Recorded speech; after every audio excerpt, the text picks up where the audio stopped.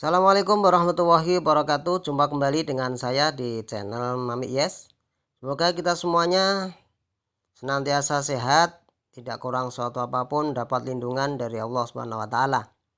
Oke, pada kesempatan kali ini saya akan berbagi tentang bahaya belok patah terhadap power steering.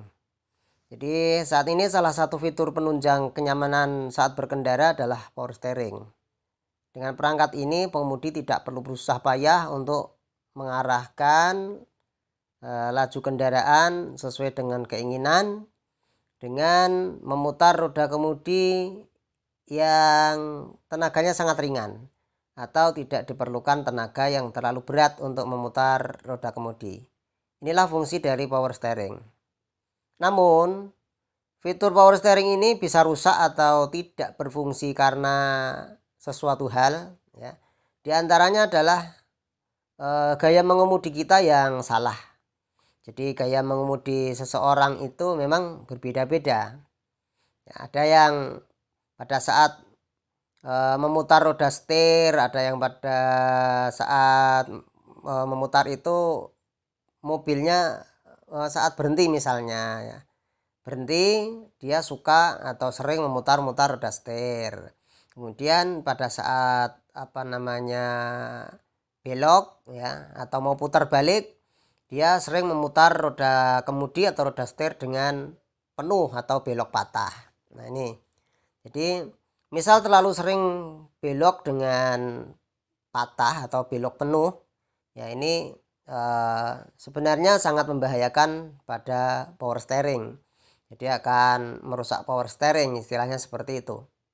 Kalau belok terlalu patah ini, tekanan sistem hidroliknya ini akan menekan seal dengan tekanan yang lebih tinggi. Dan hal tersebut akan cepat merusak sistem kerja dari power steering, terutama sealnya.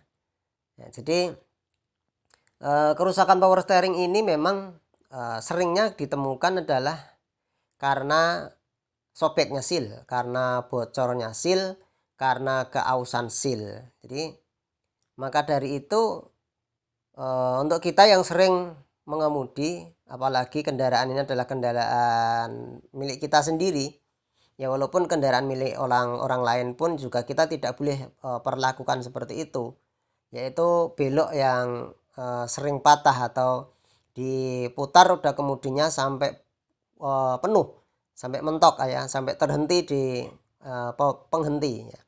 Karena jika sudah rusak maka setir akan susah dikendalikan, akan timbul bunyi saat melintasi jalan rusak atau berlubang dan lain sebagainya.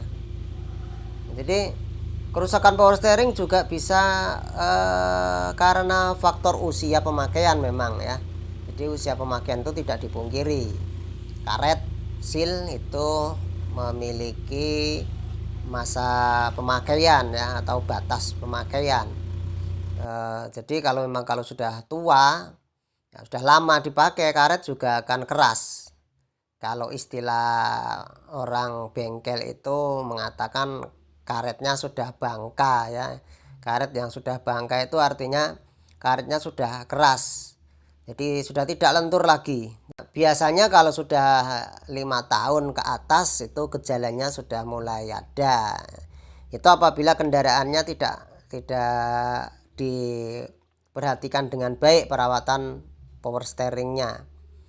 Perawatan dengan baik itu seperti apa? Diantaranya adalah satu yang saya sampaikan tadi, kita jangan sampai memutar roda setir itu sampai belok patah atau belok penuh.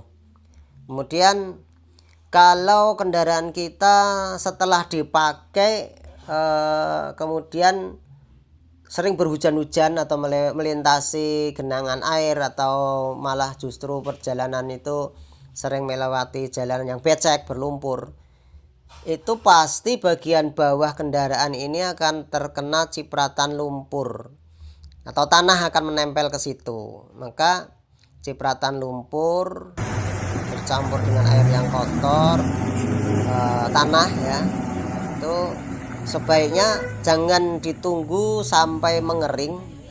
Jadi jangan ditunggu sampai mengering berhari-hari tidak dicuci, karena nanti akan mengakibatkan part-part atau komponen yang pengamannya terbuat dari karet ini, si karet itu akan lebih cepat bangka atau lebih cepat keras, atau kelenturannya akan lebih cepat berkurang.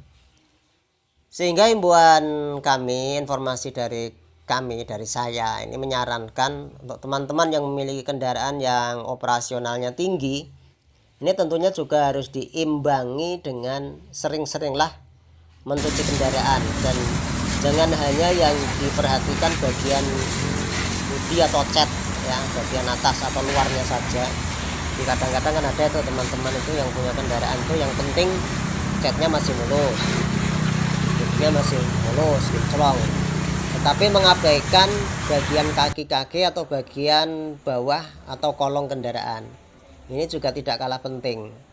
Jadi bagian kolong kendaraan, bagian kaki-kaki itu harus dijaga selalu bersih dari bekas-bekas tanah basah yang menempel.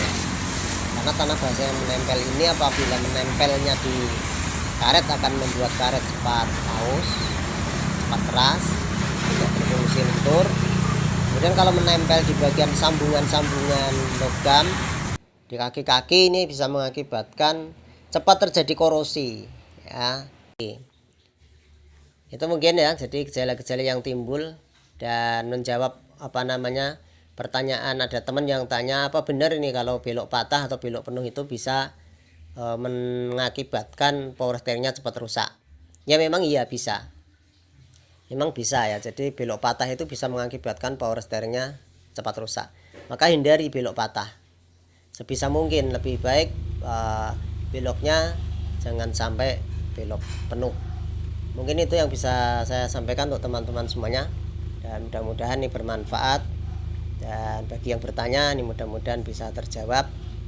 Dan mohon maaf kalau memang ada informasi yang berseberangan dengan yang saya sampaikan, karena memang orang berpendapat itu boleh-boleh saja. Dan saya juga tidak mengklaim bahwa pernyataan saya ini benar 100%, karena berdasarkan pengalaman-pengalaman memang seperti itu.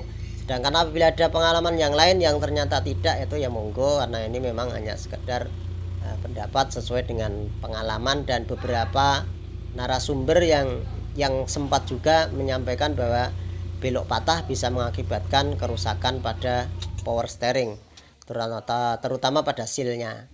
Mungkin itu yang bisa saya sampaikan buat teman-teman, mudah-mudahan bermanfaat. Terima kasih dukungannya, terima kasih subscribe-nya, dan mudah-mudahan kita semuanya dalam keadaan sehat, murah rezeki ya. Sukses semuanya, dan mohon maaf atas segala kekurangan. Assalamualaikum warahmatullahi wabarakatuh.